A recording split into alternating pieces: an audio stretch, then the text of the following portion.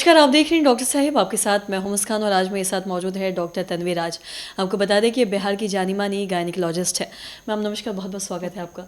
मैं आपसे जानना चाहूँगी कि कई बार हम ऐसा देखते हैं कि यूट्रस निकलवा देने के बाद भी, मतलब सर्जरी हो जाने के बाद भी कई बार हम देखते हैं कि महिलाओं को मासिक शुरू हो जाता है।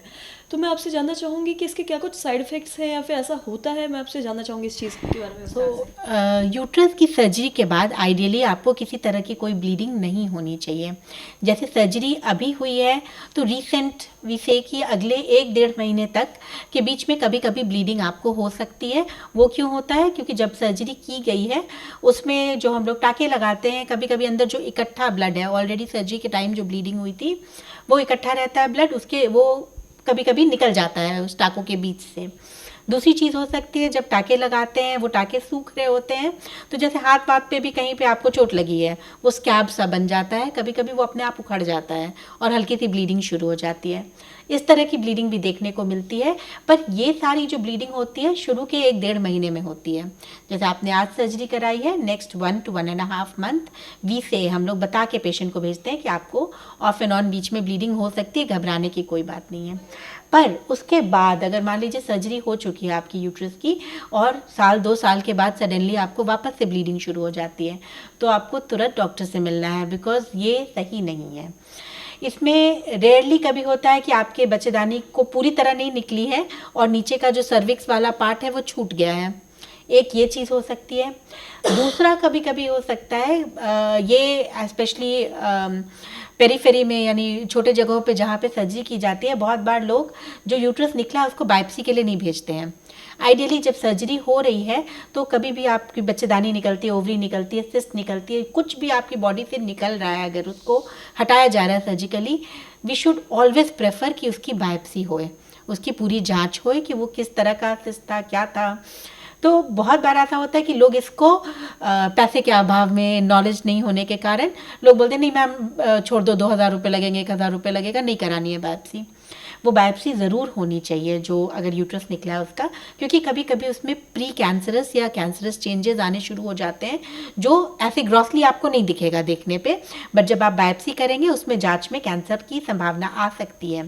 तो अब यूट्रस तो निकल गया, उसमें कैंसर के कुछ लक्षण रह गए। कैंसर की सर्जरी बड़ी होती है, उसमें और भी आसपास की चीज़ें निकालनी पड़ती हैं, तो वो अगले 2-3 साल में बढ़ सकता है और वो कैंसर का रूप ले सकता है। तो इस तरह की प्रॉब्लम कभी भी हो रही है, आप तुरंत अपने डॉक्टर से मिलें।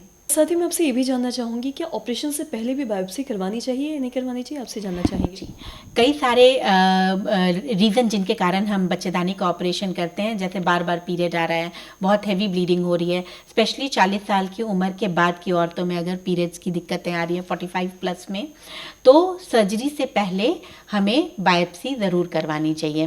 बायोप्सी इसमें भी लोग बहुत, मैम बस अभी आए हैं, अब अगले हफ्ते ही सर्जरी कर दो, बायोप्सी कराएंगे तो 10 दिन लग जाएंगे, 5 दिन लग जाएंगे रिपोर्ट आने में। उसमें नहीं हड़बड़ी करनी है। हमेशा ऑपरेशन से पहले अगर जांचें अच्छी से होंगी तो आपकी रिकवरी बेटर होगी, आपका ट्रीटमेंट बेटर होगा। तो बहुत सारे केसेस में, सब हर जगह ज़रूरी नहीं होता है बायोप्सी करना, बट बहुत सारे केसेस में अगर ब्लीडिंग की प्रॉब्लम है और स्पेशली अगर आपकी एज 45 से ऊपर है तो बायोप्सी करवानी चाहिए।